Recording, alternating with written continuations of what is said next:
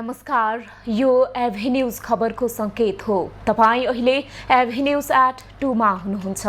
म ममता थापा। प्रारम्भमा मूल खबर। नेपाल भारत सम्बन्धलाई सुपरहिट बनाउने भारतीय प्रधानमन्त्री मोदीको घोषणा। आगामी 10 वर्षभित्र नेपालबाट 10,000 मेगावाट विद्युत किन्ने प्रतिबद्धता।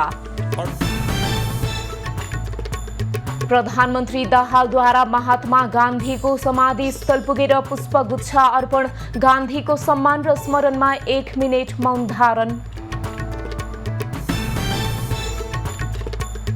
नक्कली भुटानी शरणार्थी प्रकरणमा 12 जना आरोपीको बयान सकियो। आज टोप बहादुर रायमाझी, आङटावा शेर्पा र शमशेर मियासँग बयान लिँदै।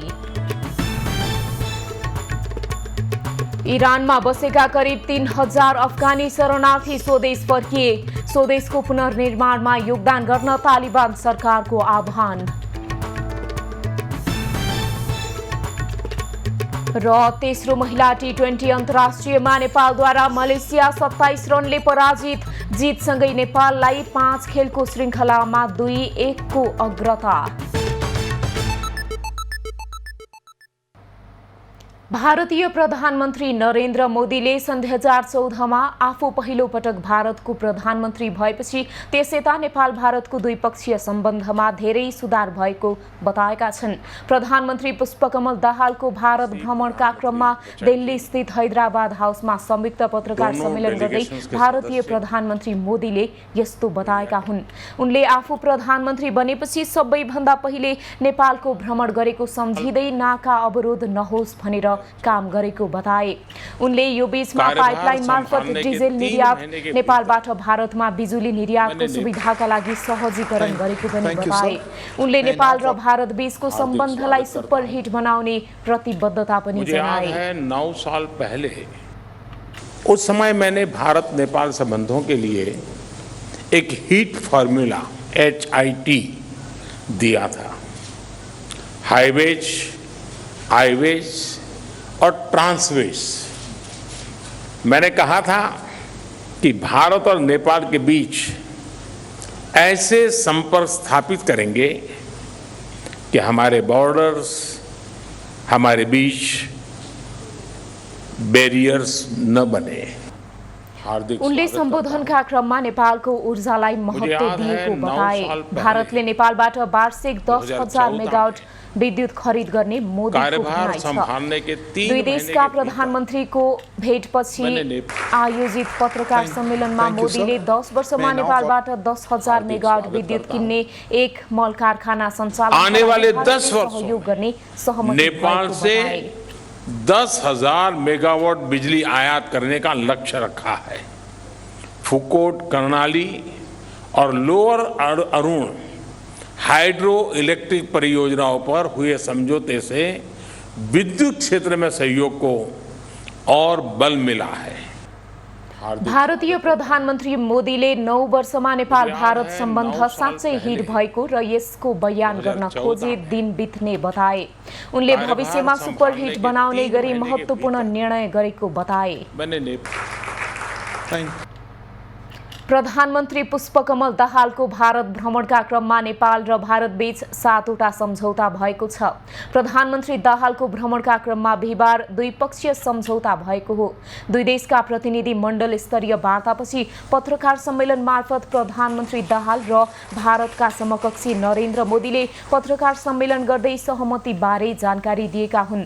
दुई देशबीच नेपाल भारत पारवहन सम्झौता नवीकरण, सीमा पार पेट्रोलियम पाइपलाइनलाई अम्लेखगञ्ज चितवनसम्म ल्याउने र सिलिगुडीबाट झापासम्म ल्याउने सहमति भएको छ। त्यस्तै परराष्ट्र मामिला अध्ययन प्रतिष्ठान र सुषमा स्वराज इन्स्टिट्युसन बीच सहकार्य गर्ने, चाँदनी दोधारामा एकीकृत जाँच चौकी बनाउने, तल्लो अरुणको PDA गर्ने र फुकोट कर्णाली भारतीय कम्पनीले बनाउने सहमति भएको छ। 669 मेगावाट क्षमताको तल्लो अरुणबाट नेपालले 140.49 बिजुली पाउने गरी भारतीय कम्पनीसँग परियोजना विकास सम्झौता PDA भएको हो। भारतीय कम्पनी सतलज जलविद्युत निगमले 21% बिजुली पाउने गरी सम्झौता भएको छ। यस्तै डिजिटल पेमेन्ट सम्झौता पनि भएको छ। भारत भ्रमणमा रहेका प्रधानमन्त्री पुष्पकमल दाहालले महात्मा गान्धीको समाधि स्थलमा पुष्पगुच्छा अर्पण गरेका छन्। आज बिहान भारतीय समकक्षी नरेन्द्र मोदीसँग भेटवार्ता गर्नुअघि दाहालले महात्मा गान्धीको समाधि स्थल राजघाट पुगेर श्रद्धाञ्जली अर्पण गरेका हुन्। सो अवसरमा उनले महात्मा गान्धीको सम्मान र स्मरणमा 1 मिनेट मौन धारण गरेका थिए। प्रधानमन्त्री दाहालले त्यहाँ राखिएको आगन्तुक पुस्तिकामा हस्ताक्षर पनि गरेका छन्। प्रधानमन्त्रीको साथमा परराष्ट्र मन्त्री एनपी साउद, अर्थमन्त्री प्रकाश शरण महत लगायत पनि महात्मा गान्धीप्रति श्रद्धाञ्जली अर्पण गर्न राजघाट पुगेका थिए।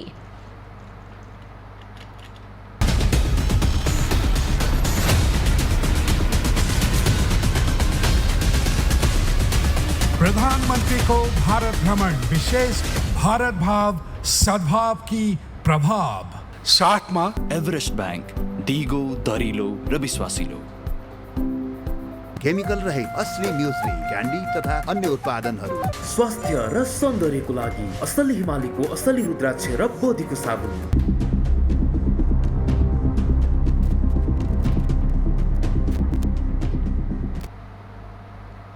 राष्ट्रपति रामचन्द्र पौडेलले बुधबार गरेको नागरिकता विधेयक प्रमाणीकरण विरुद्ध सर्वोच्च अदालतमा रिट पेश भएको छ। वरिष्ठ अधिवक्ता सुरेन्द्र भण्डारी सहितले आज नागरिकता सम्बन्धी विधेयक प्रमाणीकरण विरुद्ध रिट पेश गरेका हुन्। रिटमा राष्ट्रपतिको कदम खारेज गरी नागरिकता सम्बन्धी कानून संसदीय प्रक्रिया अनुसार बनाउन माग गरिएको छ। रिटमा राष्ट्रपतिबाट प्रमाणीकरण भएको विधेयकलाई तत्काल ऐनको अङ्ग नबनाउन अन्तरिम आदेश माग गरिएको छ। अहिले रिट निवेदन दर्ताको प्रक्रियामा रहेको बताइएको छ।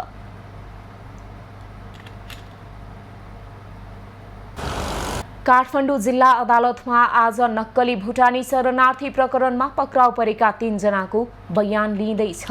न्यायाधीश प्रेम प्रसाद न्यौपानेको इजलासमा टोप बहादुर रायमाझी, आङठावा शेर्पा र शमशेर मियाको बयान जारी छ। पूर्व उपप्रधानमन्त्री तथा नेकपा एमालेका निलम्बित सचिव टोप बहादुर रायमाझीमाथि नक्कली शरणार्थी प्रकरणको मुख्य योजनाकार मध्ये एक रहेको भन्दै मुद्दा प्रक्रिया अघि बढाइएको हो। यस्तै शेर्पा नेपाली कांग्रेसको महाधिवेशन प्रतिनिधि हुन्। मिया भने हज समितिका अध्यक्ष हुन्। नक्कली शरणार्थी प्रकरणमा प्रतिवादीको बयान जेठ 12 गतेदेखि काठमाडौँ जिल्ला अदालतमा लिन थालिएको हो। बुधबारसम्म 12 प्रतिवादीको बयान सकिसकेको छ। नक्कली शरणार्थी प्रकरणमा पूर्व उपप्रधानमन्त्री टोप बहादुर रायमाझी तथा पूर्व गृहमन्त्री बालकृष्ण खाँड सहित 17 जना पक्राउ परेका छन्। उक्त प्रकरणका आरोपित मध्ये 13 जना अझै फरार छन्। नेपाली बजारमा सुनको मूल्यले आज पनि नयाँ रेकर्ड कायम गरेको छ। नेपाल सुन चाँदी व्यवसायी महासंघका अनुसार आज तोलामा 500 रुपैयाँले बढेर छापावाल सुनको प्रति तोला मूल्य 1,12,500 रुपैयाँ कायम भएको छ। यो हालसम्मकै उच्च मूल्य हो। यसअघि बुधबार छापावाल सुन प्रति तोला 1,12,000 रुपैयाँमा कारोबार भएको थियो। आज तेजाबी सुनको मूल्य 1,11,950 रुपैयाँ कायम भएको छ। चाँदीको मूल्य पनि आज तोलामा 15 रुपैयाँले बढेर 1,410 रुपैयाँमा कारोबार भइरहेको छ। सरकारले बजेट मार्फत गरेको सुन र चाँदीको भन्सार महसुल वृद्धि र अन्तर्राष्ट्रिय बजारमा बढेको मूल्यका कारण सुन महँगिएको हो। खबरको सिलसिला अझै जारी छ, हामीसँगै रहनुहोला।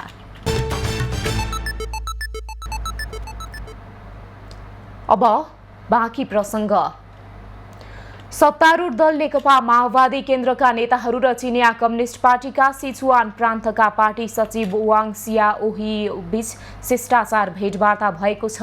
बुधबार बिहान पार्टी केन्द्रीय कार्यालय पेरिस डाँडामा सचिव वाङ सहितको 14 सदस्यीय प्रतिनिधि मण्डलले माओवादी केन्द्रका नेताहरूसँग भेट गरेको हो। भेटमा दुई पार्टी र दुई सरकार बीचको सम्बन्ध तथा दुई देशका जनता बीचको सम्बन्धलाई थप सुदृढ गर्ने विषयमा छलफल भएको माओवादीका उपाध्यक्ष कृष्ण बहादुर महराले बताए। आज चाहिँ दुई पार्टीका बीचमा सम्बन्ध विस्तार गर्ने, सम्बन्ध सुदृढ गर्ने विषयमै छलफल गऱ्यौँ। त्यो गऱ्यौँ।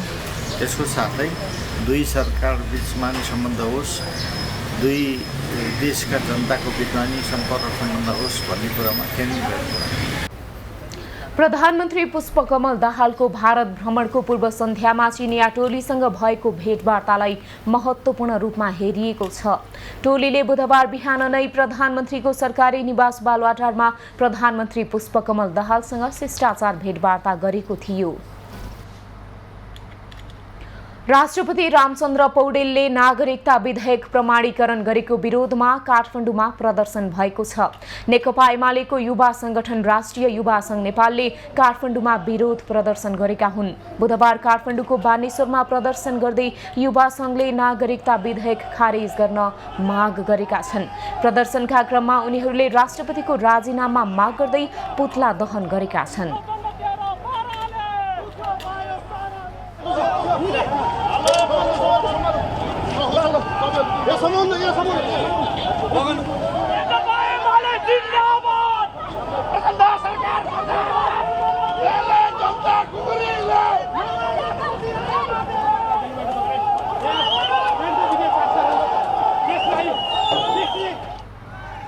तत्कालीन राष्ट्रपति विद्यादेवी भण्डारीले रोकेको नागरिकता सम्बन्धी विधेयक राष्ट्रपति रामचन्द्र पौडेलले प्रमाणीकरण गरेपछि विरोध भएको हो।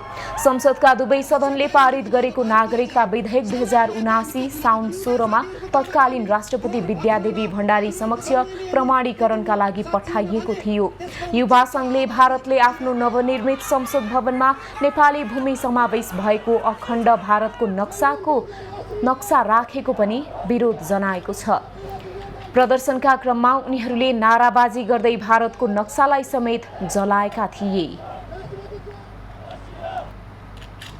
नेकपा एमालेका अध्यक्ष केपी ओलीले सुनैसुनले ढाकिएको देखिने गरी आफ्नो फोटो सामाजिक सञ्जालमा भाइरल गरिएको गुनासो गरेका छन्।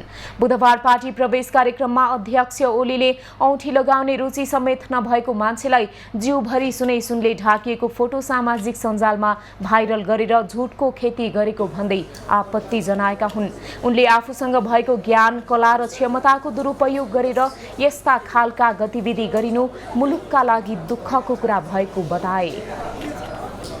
हातभरि सुनै सुनका, यता पनि सुनै सुनका, यहाँ बोकिन सक्नु सुनै सुनका, त्यति सुन म बोक्न पनि सक्दिनँ होला। यति साह्रो झुट पनि मान्छेले यत्रो मेहनत गरेर एउटा चिजलाई अर्को ठाउँमा लगेर त्यो यस्तो खालको मतलब कस्तो नियत, कस्तो घटिया कुरा होला, सत्य पो उजागर गर्ने त। अध्यक्ष ओलीले इमानमा अड्न नखोज्ने अवस्थामा नेपाली समाज पुगेको उल्लेख गर्दै त्यसबाट जोगाउनका लागि चेतनाको बिगुल फुक्न पनि आह्वान गरे। ओलीले एमालेले मुलुकको समृद्धिको अभियान सञ्चालन गरेको र त्यसमा सबैलाई सहभागी गराएर लैजाने बताए। अर्थमन्त्री डाक्टर प्रकाश शरण महतले पुँजी बजारलाई तलमाथि गराउने समूहलाई करको दायरामा ल्याउँदा आफूमाथि जोखिम बढेको बताएका छन्। बुधबार नेपाल आर्थिक पत्रकार समाजले आयोजना गरेको पोस्ट बजेट डिस्कसन कार्यक्रममा बोल्दै अर्थमन्त्री महतले पुँजी बजारमा ठूलो लगानी गरेर आम्दानीको स्रोत बनाउनेहरूलाई इमानदार भएर करको दायरामा ल्याउन खोज्दा आफूमाथि जोखिम बढेको बताएका हुन्। उनले पुँजी बजारमा ठूलो लगानीकर्ताको समूहले बजारलाई तल झारेर तुरुन्तै सेयर किनेर बजारमाथि लैजाने गरेको दावी गर्दै त्यसलाई सरकारले अन्त्य गर्न खोजेको बताए। उनले बजेट मार्फत पुँजी लगानीकर्ताका लागि लगाएको करको दायरा 99.99% लगानीकर्तामा लागू हुने पनि स्पष्ट पारे। यो 99.5% इभन 99.99% नै यो भित्र चाहिँ पर्दैन। सम्पूर्ण म चाहिँ के छ भने शेयर मार्केटमा लगानी गर्ने देशभरिका दाजुभाइ दिदीबहिनीहरू। अर्थमन्त्री महतले सरकारले अर्थतन्त्र सुधार गर्न ल्याएका अन्य धेरै व्यवस्थालाई ओझेलमा पार्ने गरी मिडियाले सांसद विकास कोषलाई मात्र हाइलाइट गरेको गुनासो गरे।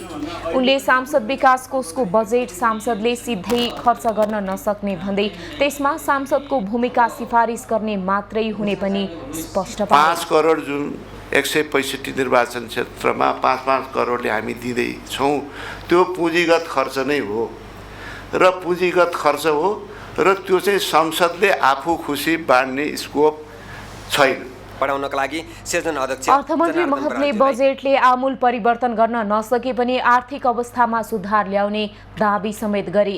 कार्यक्रममा पूर्व अर्थमन्त्री डाक्टर युवराज खतिवडाले सरकारले बजेट मार्फत आगामी आर्थिक वर्षमा लिएको 6% आर्थिक वृद्धिको लक्ष्य पूरा गर्न नसक्ने दाबी गरे। हामीले नि 15 योजना ल्याउँदाखेरि अन्तिम वर्षमा त दोहोरो अङ्कको आर्थिक वृद्धिसम्म पुग्छौँ भनेर हामीले भने हो। त्यसको अनरसिप त हामी पनि लिन्छौँ। त्यो भन्दाखेरि अब उहाँलाई 6% पनि नराख्दाखेरि त के भयो? 15 योजनाको अन्तिम वर्ष हो। तर परिस्थितिले के हो भने त्यो अङ्क हासिल गर्ने स्रोत हामीलाई जुटाइदिइरहेको छैन। पूर्व अर्थमन्त्री डाक्टर खतिवडाले करको दरलाई लिएर पदको बाजी नराख्न अर्थमन्त्री डाक्टर प्रकाश शरण महतलाई सुझाव समेत दिए। स्वास्थ्य तथा जनसङ्ख्या मन्त्री मोहन बहादुर बस्नेतले अस्पतालहरूमा शय्या उपलब्धताको स्थिति वेबसाइटमा राखेर सार्वजनिक गर्न निर्देशन दिएका छन्।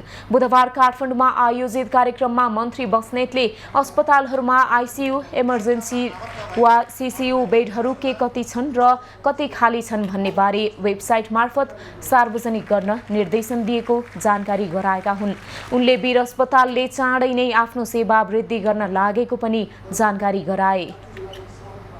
वीर अस्पतालमा सरकारी अस्पतालमा पहिला हामीले चाहिँ त्यो सुविधा दिन सक्नु पर्यो। त्यसमा आइसियु 1 हप्ताभित्रमा आइसियुको वार्डहरू त्यो बेडहरू बढ्दैछ। इमर्जेन्सी बेडहरू अथवा त्यो वार्डमा त्यो सङ्ख्या बढ्दैछ। डायलिसिसको लागि त्यो समस्या त्यो समाधान गर्ने पक्षमा केही सुधारका पक्षहरू अगाडि बढ्दैछ। मन्त्री बस्नेतले संसारभरमा सुर्तीजन्य पदार्थमा सबैभन्दा कम कर लिने मुलुक नेपाल भएको भन्दै सुर्तीजन्य पदार्थमा कर बढाउनु पर्ने बताए। उनले सुर्तीजन्य पदार्थमा कम्तीमा 20% कर थपिए सो करबाट उठ्ने राजस्व गरिब बिरामीहरूको उपचारमा प्रयोग गर्नुपर्ने बताए। उनले गुलियो पेय पदार्थ र जङ्क फुडबाट पनि नागरिकलाई टाढा राख्नुपर्ने बताए। यसैबीच स्वास्थ्य तथा जनसङ्ख्या मन्त्रालयले सबै सरकारी, निजी, सामुदायिक अस्पताल तथा मेडिकल कलेजहरूलाई संस्था सञ्चालन सम्बन्धी मापदण्ड अनुसार 10% शय्यामा तोकिएका वर्गलाई निःशुल्क उपचारको अनिवार्य व्यवस्था गर्न ताकेता गरेको छ। मन्त्रालयले बुधबार ताकेता परिपत्र जारी गर्दै अस्पतालहरूमा उपचारका लागि आउने विपन्न, असहाय, बेवारिसे बिरामीका लागि कुल शय्याको 10% छुट्याएर निःशुल्क उपचारको अनिवार्य व्यवस्था गर्न भनेको हो। मन्त्रालयले कतिपय स्वास्थ्य संस्थाहरूमा आकस्मिक अनुगमनका क्रममा तोकिएका मापदण्ड पूरा नगरेको देखिएको र यसअघि गरिएको परिपत्रको समेत व्यवस्था गरेको पाइएकाले मापदण्ड पूर्ण पालना गर्न पनि सचेत गराएको छ। बुधबार बिहान मात्रै काठमाडौँ महानगरपालिकाका मेयर बालेन शाहले स्वास्थ्य मन्त्री मोहन बस्नेतलाई भेटेर स्वास्थ्य मापदण्ड पूर्ण पालना गराउन ध्यानाकर्षण गराएका थिए।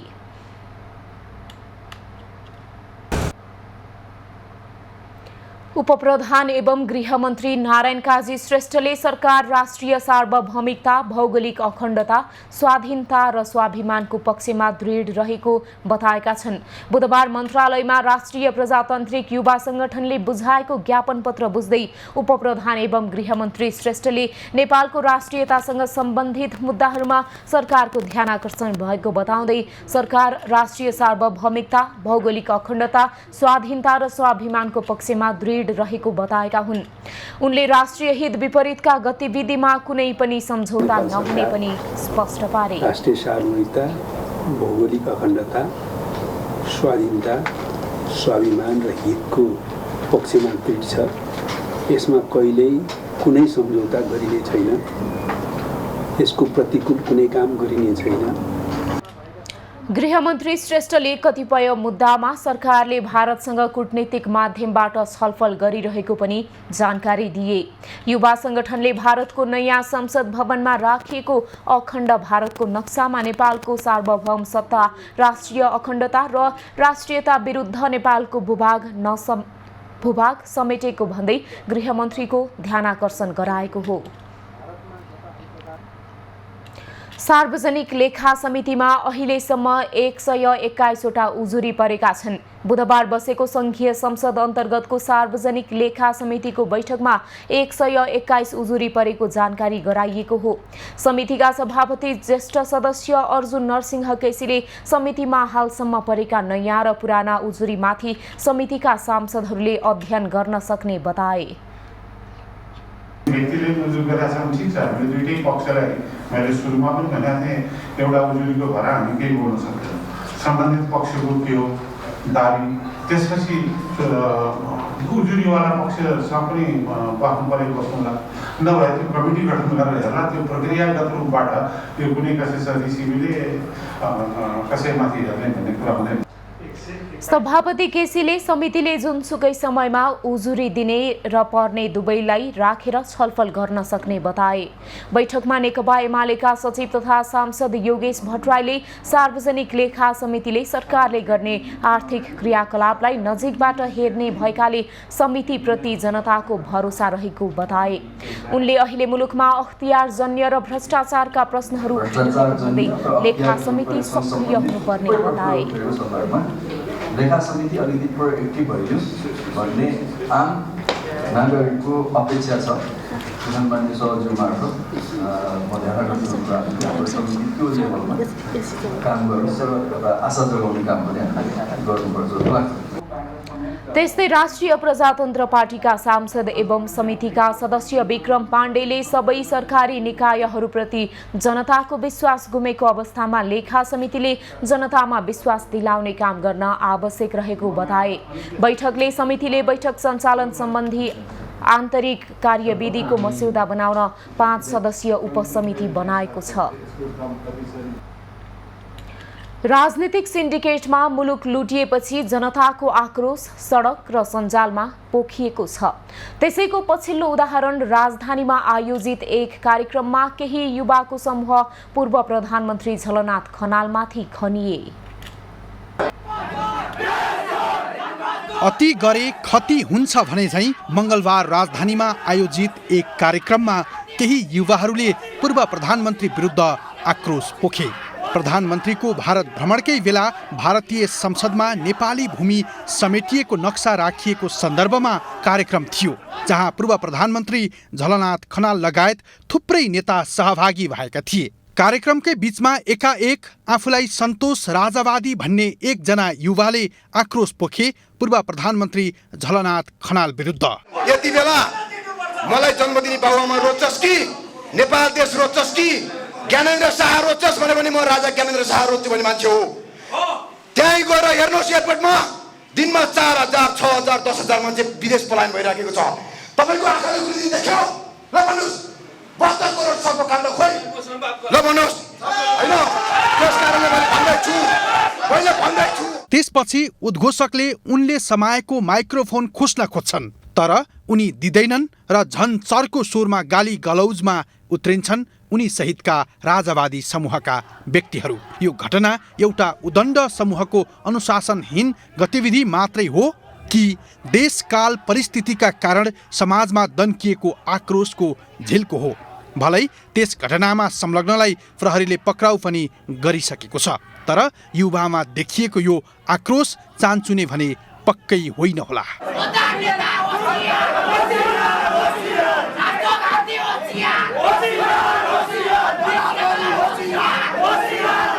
भ्रष्टाचारले सगरमाथाको उचाइलाई जित्न खोजिरहेको बेला यस्ता असन्तुष्टिका विस्फोट हुनु शुभ संकेत पक्कै होइन। नक्कली भुटानी शरणार्थी प्रकरण भ्रष्टाचार मात्रै होइन, देशप्रतिको गद्दारीको राष्ट्रघाती अपराध हो।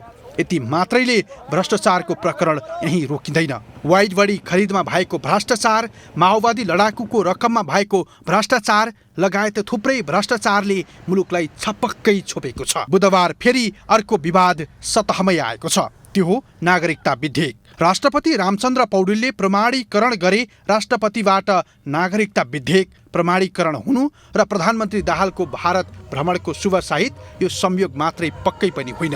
प्रधानमन्त्रीको भारत भ्रमण पूर्व भारतलाई खुसी बनाउन उपहार स्वरूप नागरिकता विधेयक प्रमाणीकरण गरिएको भन्नेहरूको ठूलो जमात छ। गठबन्धनका नाउँमा राज्यका राजकीय भूमिकामा खास पात्रलाई पुर्याउने र राष्ट्रघातका कुकर्म गर्ने प्रवृत्ति छ। यही प्रवृत्तिको पछिल्लो शिकार हो नागरिकता विधेयक प्रमाणीकरणको विषय। नागरिकता विधेयक भित्रको स्वार्थ देश हितमा हो कि छिमेकी रिझाउन हो भन्ने मूल प्रश्न उब्जिएको छ। सुर्खेतको सिम्ता गाउँपालिकाले विकास सम्मेलन गरेको छ। सिम्ता गाउँपालिकामा आवश्यक पर्ने विकासको मोडलबारे सम्मेलन आयोजना गरिएको हो। जनप्रतिनिधि नागरिक अगुवाहरूले साझा अवधारणा प्रस्तुत गरेका छन्। सिम्ताको विकासमा नमुना कस्तो हुने भन्ने कुरा स्वयं सिम्ताली जनताले तय गर्नुपर्ने भन्दै सिम्ता गाउँपालिकाले पहिलोपटक विकास सम्मेलन गरेको छ। सिम्ताका जनप्रतिनिधि, राजनीतिक दलका प्रतिनिधि, नागरिक अगुवा, विषयगत शाखा प्रमुख लगायत सरोकारवाला निकायको सहभागितामा विकास सम्मेलन गरिएको हो। साझा अवधारणा र दृष्टिकोणका साथ अगाडि बढ्न विकास सम्मेलन आयोजना गरिएको सिम्ता गाउँपालिकाले जनाएको छ। सिम्ताली जनताले त्यो अभियानको अभियन्ताको रूपमा मलाई काँधमा जिम्मेवारी दिएको छ। मेरो टिमको जिम्मेवारी छ।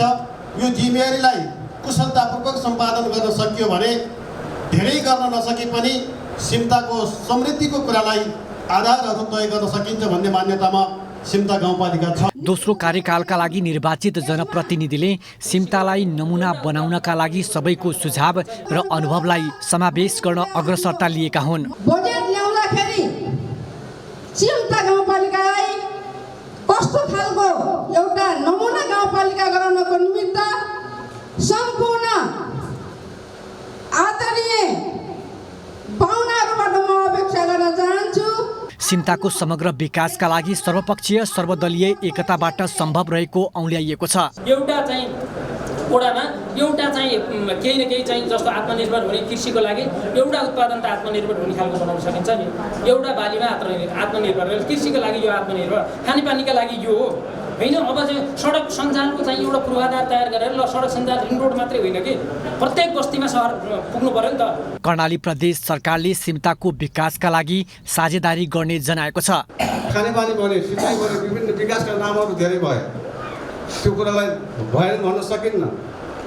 ती परिवर्तन भयो, विकासहरू भयो, तर जनताको अवस्थामा परिवर्तन भएन। अब सोच्नुपर्ने एउटा मात्रै कुरा छ, जनताको अवस्था परिवर्तन गर्नलाई। सिम्तालाई विकासमा अग्रसर गराउन भूगोल अनुसारको विकास मोडेलको अवधारणामा पूर्व सचिव कृष्णहरि बास्कोटाले सहभागीलाई प्रशिक्षित गरेका थिए। एउटा दलले जितेपछि अर्को दलले पराजय हुन्छ, अर्को दल फेरि अर्कोबाट जित्छ, अर्को दल अर्को किसिमले राज्य प्रणालीमा पुगेको हुन्छ। जसरी यो चखेवा र चखेको हुँदा राम्रो देखिया छ, यसै गरी पक्ष र विपक्ष पनि सँगसँगै विकासको काममा अगाडि बढ्यो भने बल्ल सिम्ता पालिका सफल हुने कुरा निवेदन गर्छु। विकास सम्मेलनमा आएका सुझावलाई सिम्ता गाउँपालिकाले मार्गनिर्देशनका रूपमा ग्रहण गर्ने जनाएको छ। होमहरि भट्टराईको रिपोर्ट। सुनसरीमा प्राकृतिक तथा मानव सृजित विपदका कारण वर्षेनी हुने जनधनको क्षतिलाई न्यूनीकरण गर्ने अभ्यास गरिएको छ। प्रदेश स्तरीय विपद प्रतिकार संयुक्त अभ्यास सम्पन्न भएको छ। वर्षयाम सुरु हुन लागेको समयमा बाढी तथा डुबानबाट हुने सम्भावित जोखिम न्यूनीकरण गर्न विपद प्रतिकारको अभ्यास गरिएको हो। आन्तरिक मामिला तथा कानुन मन्त्रालय कोशी प्रदेशको आयोजनामा सप्तकोशी नदी चतरामा विपद प्रतिकारको कृत्रिम अभ्यास गरिएको हो। श्री पूर्वी पृतना हेडक्वार्टर इटहरी, कोशी प्रदेश प्रहरी कार्यालय, सशस्त्र प्रहरी बल नेपाल 1 नम्बर बराहा बाहिनी मुख्यालय पकली र नेपाल रेडक्रस सोसाइटी कोशी प्रदेश समितिको सहकार्यमा बाढीबाट हुन सक्ने सम्भावित क्षति न्यूनीकरणका लागि खोज उद्धारको कृत्रिम अभ्यास गरिएको हो। अभ्यास कार्यक्रममा पानीको बोतल, केराका थाम लगायत स्थानीय स्तरमा उपलब्ध हुने स्रोत साधनको उपयोग गरेर इम्प्रोभाइज फ्लोटिङ डिभाइस मार्फत जोडेर पानीको सतहमा नगई बाहिरबाट डोरी फालेर गरिने ड्रम रेस्क्यू सम्भव नभएको अवस्थामा प्रशिक्षित जनशक्तिले यार्फ बोटको सहायताले लाइफ ज्याकेट लगाएर गरिने टेक्निकल रेस्क्यू, त्यसमा पानी घटेका बेला मोटर बोटको सहायताले कसरी उद्धार गरिने विषयमा अभ्यास गरिएको थियो। अहिले हामीले आर्मी हेडक्वार्टर माथिल्लो निकायबाट केही पनि प्राप्त गरेका छैनौँ। यसमा जे जति हामीसँग जिल्लामा छ त्यसलाई ल्याएका हौँ। अब त्योभन्दा पनि हाम्रो यस्ता अभ्यासमा चाहिँ हेलिकप्टर प्रयोग गर्न सकिन्छ। हामीले अहिले गरेनौँ किनभने हामीसँग हेलिकप्टर यहाँ नभएको अवस्थामा त्यो गरेनौँ। अहिले जे जति जिल्लामा सुरक्षा फौजसँग भएको सामग्रीलाई मात्रै यहाँ प्रयोग गरेका छौँ। वर्षाको समयमा पहाडका नदीहरूमा पानीको बहाव बढ्दा हुन सक्ने मानवीय तथा भौतिक क्षति न्यूनीकरण गर्ने उद्देश्य रहेको छ। कोशी प्रदेशको आउँदो नीति कार्यक्रम तथा बजेटका माध्यमबाट पनि विपद व्यवस्थापनलाई उच्च प्राथमिकतामा राखिने मुख्यमन्त्री हिक्मत कुमार कार्कीले प्रतिबद्धता व्यक्त गरे। यो साल हुन सक्ने जोखिमबाट पनि हाम्रो मानवीय क्षति भौतिक क्षतिलाई जोगाउनका लागि पूर्व तयारीहरू र विपद पछिका अरू कामहरूमा पनि लगनशील भएर लाग्नका लागि आग्रह गर्न चाहन्छु। प्री मनसुनको समयमा गरिएको उक्त अभ्यास विपदको समय प्रभावकारी साबित हुने अनुमान गरिएको छ। ठुलो पहिरो बाढी गएको बेला भौतिक संरचनाहरू ध्वस्त भएको अवस्थामा तल खोजबाट डोरी लगाएर बाटो बनाई बिरामीलाई माथि निकालिने अभ्यास अन्तर्गत बाढीले बगाउँदै गरेको व्यक्तिलाई पुलबाट डोरीको सहायताले उद्धारको अभ्यास गरिएको थियो। सुनसरी ब्युरोको रिपोर्ट।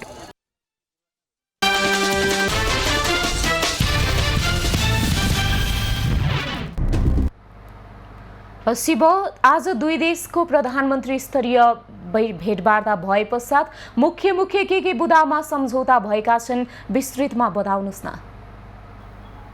ममता प्रधानमन्त्री पुष्पकमल दाहालको भ्रमणको दोस्रो दिन, जसलाई मुख्य दिन मानिएको थियो, विशेष गरी भारतीय समकक्षी नरेन्द्र मोदीसँग भेटवार्ता गर्ने र द्विपक्षीय समझदारीमा हस्ताक्षर गर्ने कार्यक्रम भएकोले आजको दिनलाई महत्त्वपूर्ण र मुख्य दिन मानिएको थियो। तर प्रधानमन्त्रीको भ्रमणका क्रममा भारतले ठुला खालका केही विषय चाहिँ नेपाललाई उपहारको रूप दिन दिँदैछ भन्ने खालको चर्चा र चासो पनि थियो।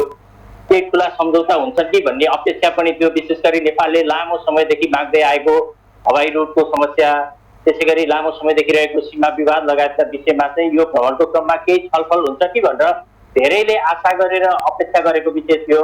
तर यो भ्रमणका क्रममा चाहिँ केही सामान्य खालका सम्झौता र समझदारी भन्दा खासै ठुला खालका सम्झौता भएनन्। हामीले हिजोदेखि नै चर्चा गरेको अनुसारकै केही सम्झौता भयो भने त्यसमा केही एक दुईवटा नयाँ विषयले पनि प्रवेश पाएको छ। आज भएका मुख्य सम्झौताको कुरा गर्ने हो भने केही ठाउँमा रेल मार्ग विस्तार गर्ने कुराको चाहिँ औपचारिक शुभारम्भ भएको छ। जस्तो कोटफा जयनगर रेलको चाहिँ यो अगाडि नै बनिसकेको दोस्रो खण्डको उद्घाटन प्रक्रिया दुई देशका प्रधानमन्त्रीले उद्घाटन गरेका छन् भने त्यसै गरी विराटनगरको जोगबनी नाका हुँदै एउटा चाहिँ कार्गो रेल सेवाको पनि आज शुभारम्भ भएको छ। त्यसै गरी अब विद्युत प्रसारण लाइन र नेपालको बिजुली भारतमा बेच्ने विषय मुख्य एजेन्डाको रूपमा हुन्छ कि भनेर धेरैले अपेक्षा गरेको थियो। तर यो भ्रमणको क्रममा दुईवटा विद्युत आयोजना, विशेष गरी तल्लो अरुण र फुकोट कर्णाली दुईटा विद्युत आयोजना चाहिँ अघि बढाउने निर्माण गर्ने एउटा समझदारी भयो। तर लामो समयदेखि नेपालले मुद्दाको रूपमा उठाएको विशेष गरी नेपालको विद्युत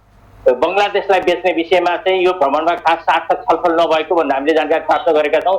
द्विपक्षीय भेटवार्तापछि आयोजित पत्रकार सम्मेलनमा पनि भारतीय प्रधानमन्त्री नरेन्द्र मोदीले त बङ्गलादेशलाई विद्युत बेच्ने विषयलाई कहीँ सम्बोधनै गर्नु भएन। तर नेपालको प्रधानमन्त्रीले सम्बोधन गर्ने क्रममा बङ्गलादेशलाई विद्युत व्यापार गर्ने विषयमा चाहिँ हाम्रो छलफल भयो। तर यो विषय चाहिँ बङ्गलादेशसँग सहित छलफल गरेर टुङ्ग्याउने भन्ने विषयमा चाहिँ कुराकानी भयो भनेर उहाँलाई हामीले जानकारी दिनुभएको छ। त्यसैले सबैभन्दा ठुलो मुद्दा मानिएको विद्युत व्यापारमा पनि यो भ्रमणमा खासै कुरा भएको देखिएन।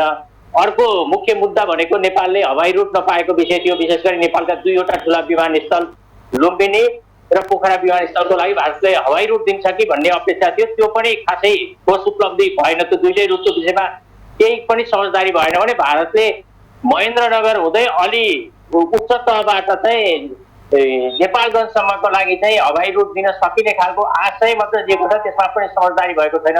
योदेखि बाहेक भन्ने हो भने चाहिँ आज भएका समझदारीलाई हेर्दा पेट्रोलियम पाइपलाइन विस्तार गर्ने, सीमाती र एकीकृत जाँच चौकी विस्तार गर्ने, महाकाली नदीको दुई ठाउँमा दुईवटा पुल बनाउने, त्यस्तै चाँदनी र दोधारा दुई ठाउँमा चाहिँ एउटा चाहिँ त्यहाँ सुक्खा बन्दरगाह बनाउने लगायतका सामान्य खालका सम्झौता मात्र भएका देखे ममता। विशेष गरी भारत भ्रमणमा प्रधानमन्त्री आउँदा नेपालका लागि विशेष प्याकेजको रूपमा केही आउँछ कि भन्ने धेरैको अपेक्षा थियो। त्यो अपेक्षा अनुसार चाहिँ खासै ठुला खालका सम्झौता र समझदारी चाहिँ आज भएको देखिएन ममता। शिव, यहाँले भने जस्तै जुन विशेष महत्त्व राख्नुपर्ने कुराहरूमा चाहिँ भारतले सम्बोधनका क्रममा ती कुराहरूलाई व्यक्त गरेको छैन। यसमा चाहिँ नेपालले चाहिँ ती सम्झौताहरूका विषयमा कुरा गर्न चुकेको हो, अर्थात् भारत सरकारले त्यसतर्फ चासो नदेखाएको के भएको खासमा? द्विपक्षीय छलफलको क्रममा नेपालको तर्फबाट सीमासँग सम्बन्धित सरकारको विषयलाई पनि राखिएको भनेर प्रधानमन्त्रीले सम्बोधनको क्रममा भन्नुभएको थियो भने नरेन्द्र मोदीले पनि विगतमा भन्दै आएको जस्तो सीमासँग सम्बन्धित विषय चाहिँ हामी कूटनीतिक तहबाट टुङ्ग्याउँछौँ, कूटनीतिक तहबाट छलफल गर्छौँ भनेर एक लाइन दुवै प्रधानमन्त्रीले सम्बोधन गर्नुभयो। त्योदेखि बाहेक लामो समयदेखि अब नेपालले जारी गरेको चुच्चे नक्सा, नेपालका भूभाग समावेश गरेर भारतले जारी गरेको नक्सा लगायतको कारणले जुन पछिल्लो समय विवाद भइरहेको थियो त्यो विषय दुवै प्रधानमन्त्रीले सम्बोधनको क्रममा व्यक्त गरेको पाइएन। त्यसैले सीमासँग सम्बन्धित ठोस छलफल नै भएको देखिन। त्यसै गरी बङ्गलादेशलाई विद्युत निर्यात गर्ने गरी चाहिँ एउटा ठोस सहमति नै हुन्छ भनेर 2-4 दिन अगाडिदेखि नै चर्चा थियो। विशेष गरी नेपाल सरकारको तर्फबाट त ब्रेक थ्रु नै हुन्छ यो पटकको भ्रमणमा भनेर चर्चा भइरहेको विषय थियो। त्यो विषयलाई पनि भारतले ल हामी छलफल गरौँला मात्र भन्ने गरी लिएको, तर त्यो विषयलाई बङ्गलादेश विद्युत व्यापार गर्नको लागि चाहिँ नेपालले यदि बिजुलीले बेच्ने हो भने भारतीय कम्पनी मार्फत बङ्गलादेश लैजानु पर्ने लगायतका शर्त राखेर तत्काललाई नटुङ्ग्याउने, बङ्गलादेश सहित बसेर टुङ्ग्याउने भनेर छलफल गरिएको देखियो भने हवाई रुटको विषयमा सामान्य छलफल मात्र भएको भन्नुभएको छ दुवै प्रधानमन्त्रीले सम्बोधनको क्रममा। र त्यसमा पनि नेपालले माग गरेको हवाई रुटहरू दिने विषयमा चाहिँ भारतले केही पनि बोलेको छैन। नेपालले माग नगरेको क्षेत्रमा विशेष गरी हाम्रो अन्तर्राष्ट्रिय विमानस्थल नै नभएको नेपालगञ्जबाट लखनऊसम्मको हवाई रुट चाहिँ दिन सकिन्छ भनेर एउटा सामान्य खालको हवाई रुटको मागलाई चाहिँ सम्बोधन गर्न खोजेको जस्तो मात्र देखिन्छ भने अरू चाहिँ सामान्य खालका प्रधानमन्त्री उपस्थित भएर गर्नुपर्ने खालका कुनै पनि सम्झौता अथवा समझदारी पनि भएनन् भने प्रधानमन्त्रीले उद्घाटन गरेका जुन अब सीमा जाँच चौकी, रेलमार्ग जस्ता विषय थिए यी पूर्व निर्धारित पहिल्यै भइसकेका प्रधानमन्त्री आएको बेलामा गरिदेऊ न त भनेर गरेको जस्तो मात्र देखियो। त्यसैले यो भ्रमणलाई चाहिँ एकदम उपलब्धिमूलक हुन्छ, ठुला ठुला केही चाहिँ समझदारीमा भारतले नेपाललाई सहयोग गर्छ भनेर जुन खालको चर्चा थियो समग्रमा हेर्दा चाहिँ यो भ्रमण चाहिँ एउटा सद्भावना भ्रमणभन्दा माथि नभएको र भारतले नेपालका मागहरूलाई त्यति चासोका साथ नहेरेको जस्तो देखिन्छ ममता। शिव, जुन 4 दिने भारत भ्रमणको मुख्य भेटवार्ता आज सकिसकेको छ, प्रधानमन्त्री मोदीसँग भेटवार्ता भइसकेको छ, यसपछिको कार्यतालिका के छ, आज अब के हुँदैछ? ममता, अब प्रधानमन्त्रीले आज भारतीय राष्ट्रपति र उपराष्ट्रपतिसँग शिष्टाचार भेट गर्ने कार्यक्रम छ। विशेष गरी शिष्टाचार भेट भनेको कुनै पनि देशको सरकार प्रमुख कुनै देशमा भ्रमण गर्न जानुभयो भने उहाँ ती सरकार प्रमुखले त्यहाँको चाहिँ राष्ट्र प्रमुखसँग चाहिँ शिष्टाचार भेट गर्ने चाहिँ औपचारिक एउटा कार्यक्रम छ। त्यही अन्तर्गत भारतीय राष्ट्रपति र उपराष्ट्रपतिसँग अहिले 4 बजे र 4:30 बजे भेट्ने एउटा कार्यक्रम आज छ भने त्यस लगत्तै आजै साँझ प्रधानमन्त्री पुष्पकमल दाहालले भारतमा नेपाल र भारतका उद्योगी व्यवसायीहरूलाई संयुक्त रूपमा सम्बोधन गर्ने कार्यक्रम छ। विशेष गरी प्रधानमन्त्री दाहालले त्यो सम्बोधनको क्रममा चाहिँ नेपालमा भारतीय लगानीका लागि चाहिँ ढोका खुला रहेको र नेपालमा लगानी गर्नका लागि विशेष आह्वान गर्ने भनेर हामीलाई जानकारी दिनुभएको छ। त्यसपछि 2 दिने भ्रमण अन्तर्गत चाहिँ दिल्लीको कार्यक्रम आजै सकिन्छ भने भोलि प्रधानमन्त्री पुष्पकमल दाहाल भारतको उज्जैनमा रहेको कालेश्वर मन्दिरको दर्शन गर्न जानुहुनेछ। विशेष गरी अब कम्युनिस्ट पार्टीको नेता भएको र भारतमा विशेष गरी अहिले चाहिँ कट्टर हिन्दू धर्मलाई चाहिँ विश्वास गर्ने बिजेपीको सरकार भएको अवस्थामा चाहिँ उज्जैनमा रहेको कालेश्वर मन्दिरमा भारतीय प्रधानमन्त्री नरेन्द्र मोदीले पुष्पकमल दाहाललाई चाहिँ भोलि भ्रमण गराउन चाहनु भएको छ र उहाँ त्यहाँ जाँदै हुनुहुन्छ भने भोलि नै उहाँले इन्दोर सहरको पनि भ्रमण गर्नुहुनेछ। विशेष गरी इन्दोर चाहिँ पछिल्लो समयमा चाहिँ अलिक व्यवस्थित सहर भएको र त्यहाँको फोहोर मैला व्यवस्थापनको विषय चाहिँ विश्वभरि नै उदाहरणीय रहेको भनिएको छ। त्यसैले त्यो फोहोर मैला व्यवस्थापनको विषयमा उहाँलाई जानकारी गराउने कार्यक्रम छ भने भोलि प्रधानमन्त्रीले भारतको इन्दोर सहरमै समय बिताउनु हुनेछ। त्यसै गरी शनिबार बिहान इन्दोरबाट फर्केर भारतको राजधानी नयाँ दिल्लीमा 1 घण्टा बिताएपछि शनिबार नेपाल फर्कने उहाँको कार्यक्रम छ र यो सँगै उहाँको भ्रमण सकिनेछ। ममता, धन्यवाद शिव, यहाँले भने खबर सङ्कलनमा नजर बनाइरहनुहोला। उहाँ हुनुहुन्थ्यो हाम्रा खबर सम्पादक शिव दाहाल र केही बेर अगाडि भारतीय प्रधानमन्त्री नरेन्द्र मोदी र नेपालका प्रधानमन्त्री पुष्पकमल दाहाल बीच भेटवार्ता भएको थियो र आजको भेटमा दीर्घकालीन रूपमा महत्त्व राख्ने ठूला सम्झौता खासै भएनन्। हवाई रुट पर्मिट, सीमा समस्या, त्यसै गरी बङ्गलादेशमा हुने भनिएको विद्युत निर्यातको विषयमा भारतले खासै चासो नदेखाएको र विगतका जस्तै खुद्रा मसिना विषयमा भने सम्झौता भएको जानकारी उहाँले हामीलाई गराउनु हुँदै थियो। नेपालले घरेलु टोली मलेसियासँगको महिला T20 अन्तर्राष्ट्रियमा दोस्रो जित निकालेको छ। आज भएको दोस्रो खेलमा नेपालले मलेसियालाई 27 रनले पराजित गरेको हो। जितसँगै नेपालले 5 खेलको श्रृङ्खलामा 2-1 को अग्रता बनाएको छ। नेपालले दिएको 111 रनको लक्ष्य पछ्याएको मलेसिया निर्धारित 20 ओभरमा 4 विकेट गुमाएर 83 रनमा समेटियो। मलेसियाका लागि महिराहा इज्जाती स्माइलले सर्वाधिक 44, विनिफ्रेड दुराइसिंघमले 20 रन जोडिन्। अन्य खेलाडीले दोहोरो अङ्कमा रन बनाउन सकेनन्। नेपालका लागि सीता राणा मगर, इन्दु वर्मा र कविता कुँवरले 1-1 विकेट लिए। त्यसअघि टस हारेर पहिले ब्याटिङ गरेको नेपालले निर्धारित 20 ओभरमा 5 विकेट गुमाउँदै 110 रन बनाएको थियो। नेपालका लागि कप्तान रुबिना छेत्रीले सर्वाधिक 27, सीता राणा मगरले 21, ज्योति पाण्डेले 23, इन्दु वर्माले 20 रन बनाइन्। मलेसियाका लागि निकनुर अतियेलाले 2 तथा एसा इलिसा र विनिफ्रेड दुराइसिंघमले समान 1-1 विकेट लिए। जितसँगै नेपालले 5 खेलको श्रृङ्खलामा 2-1 को अग्रता बनाएको छ। नेपाल र मलेसिया बीचको चौथो खेल आगामी शनिबार हुनेछ।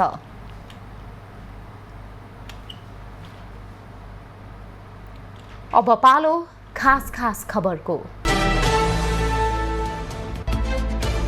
नेकपा एमाले केन्द्रीय सचिवालयको बैठक भोलि बोलाएको छ। केन्द्रीय सदस्यहरूको कार्य विभाजन गर्न अध्यक्ष केपी ओलीले भोलि बिहान बस्ने गरी सचिवालय बैठक बोलाएका हुन्। सचिवालय बैठकमा पार्टीको आन्तरिक तथा राजनैतिक एवं समसामयिक विषयमा पनि छलफल हुने बताइएको छ। भारतले आफ्नो नयाँ संसद भवनमा राखेको अखण्ड भारत नामको नक्सामा लुम्बिनी र कपिलवस्तु पनि उल्लेख गरेपछि नेपाली नागरिक आक्रोशित छन्। धरान उपमहानगरपालिकाका प्रमुख हर्क साम्पाङले अब हामीले पनि अखण्ड नेपाल भन्दै टिस्टा र काँगडासम्मको भूभाग समेटेर नक्सा सार्वजनिक गर्नुपर्ने टिप्पणी गरेका छन्। सामाजिक सञ्जालमा फोटोसहित उनले अखण्ड नेपालको माग गरेका छन्।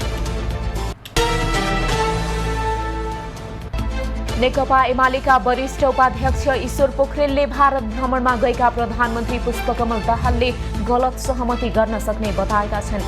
नेकपा एमाले जिल्ला कमिटी सिराहाले गरेका कार्यक्रमलाई सम्बोधन गर्दै भारत भ्रमणमा रहेका प्रधानमन्त्रीले देशको हित विपरीत सम्झौता गरे पार्टी चुप लागेर नबस्ने समेत चेतावनी दिएका छन्। एमाले सच्चा राष्ट्रवादी भएको बताउँदै राष्ट्रको हित विपरीत कुनै पनि सहमति सम्झौता मान्य नहुने उनको भनाइ थियो।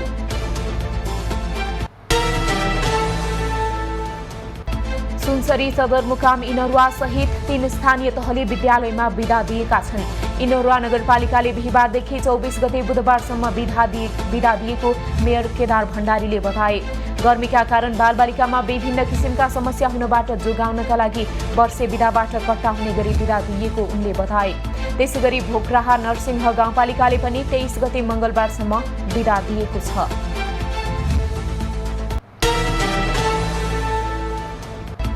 राष्ट्रपति रामचन्द्र पौडेलले प्रमाणीकरण गरेको नागरिकता विधेयक विरुद्ध हेटौडामा नेकपा एमाले तथा राप्रपा निकट युवाहरूले प्रदर्शन गरेका छन्। उनीहरूले राष्ट्रपति पौडेल र प्रधानमन्त्री पुष्पकमल दाहालको पुतला दहन गर्नुका साथै राँके जुलुस निकालेका हुन्। उनीहरूले नागरिकता विधेयक फिर्ता नगरेसम्म आफ्नो आन्दोलन जारी रहने घोषणा गरेका छन्। नेकपा एमाले निकट विद्यार्थी संगठन अनिरा सोबिउ र राष्ट्रिय युवा संघ नेपालले सरकारको विरोध गर्दै प्रधानमन्त्री पुष्पकमल दाहालको पुतला दहन गरेका छन्। बुधबार साँझ सिन्धुलीमाढीमा अनिरा सोबिउ र युवा संघले प्रचण्डले विवादास्पद नागरिकता विधेयक जारी गरेर भारत भ्रमण गरेको र रेशम चौधरीलाई आम माफी दिएको र भारतले संसद भवनमा नयाँ नक्सामा नेपालको भूमि समेट्दा पनि सरकार मौन बसेको भन्दै प्रधानमन्त्रीको पुतला दहन गरेको हो।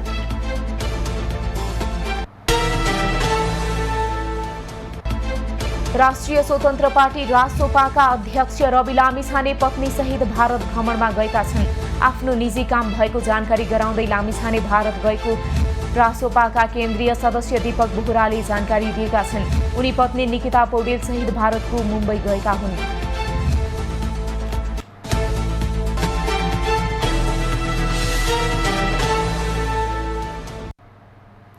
अहिलेलाई खबरको क्रम यति नै। एभेन्यूज खबरका यी सहित अन्य विस्तृत खबरका लागि www.avenews.tv लगअन गर्न सक्नुहुनेछ। युट्युब, फेसबुक र ट्विटरमा पनि हामीलाई फलो गर्न सकिनेछ। खबरभित्रको खबरका लागि हेर्दै रहनुहोला एभेन्यूज खबर। नमस्कार।